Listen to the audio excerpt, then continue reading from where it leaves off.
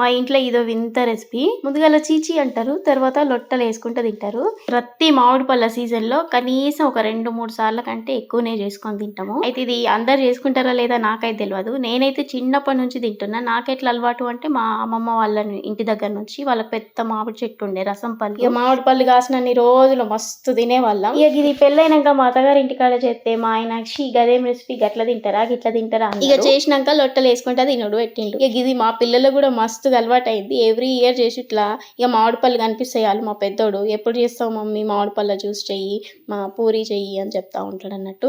ఈసారి మా పెద్దోడే అడిగిండు, అందుకని చెప్పే మామిడి పళ్ళు ఇప్పుడే స్టార్ట్ అయినాయి, ఇంకా పండ్లు రాలేదు, కొద్దిగా పండ్లు అయినా కూడా వాడు 10 రోజుల నుంచి అడుగుతుందని చెప్పి మామిడి పళ్ళు తెప్పించి చేస్తున్నా. ఇక ఇది మా చిన్నోడు కూడా మంచిగా ఇష్టంగా తింటాడు అన్నట్టు. ఇక అంతా చెప్పినా కానీ అసలు రెసిపీ ఏంది అని అనుకుంటారు కదా. అయితే ముందుగా ఏం చేయాలంటే మామిడి పళ్ళని జర మంచిగా పండ్లు ఉన్నాయే తీసుకోవాలి. అవి మంచిగా గడుకొని మీద పొట్టంతా తీసేసి మొత్తం లోపల ఉన్న గుజ్జు అంతా మనం మిక్సీ జార్లోకి వేసుకొని టేస్ట్ కి సరిపడేంత చక్కెర లైట్ గా ఒక చిటికెడు ఉప్పు వేసుకోవాలి, అంటే టేస్ట్ బాగుంటది అన్నట్టు. ఇక బాగా మిక్స్ చేసుకొని పక్కకు పెట్టుకోవాలన్నట్టు. ఇక ఇది పూరి పిండి అన్నట్టు. స్పెషల్ గా పూరి పిండి అని ఉంటది కదా, దాంతో చేస్తే పూరీలు మంచిగా వస్తాయి. ఇక పూరి పిండి కలుపుకొని ఇట్లా పూరీలు చేసుకోవాలి. పూరీలని మంచిగా నూనెలో ఎర్రగా ఫ్రై చేసుకోవాలి. అయితే పూరీలే కాదు, దీళ్ళకి మనం బియ్యం పిండితో చేసే అట్లు చాలా బాగుంటాయి. పూరీల కన్నా కూడా అట్లు చాలా బాగుంటాయి, కానీ బియ్యం పిండి లేదు కాబట్టి పూరీలు చేసిన చెమటలు గారంగా గోలించుకున్న పూరీలు పక్కకు పెట్టుకొని ఒక గిన్నెలో మనం చేసుకున్న మ్యాంగో పూరి వేసుకొని ఇక అద్దుకొని తింటా ఉండాలి, మస్తు ఉంటది. ఇక మ్యాంగో పూరి ఎట్లుండాలంటే ఇక గిట్ల పూరికి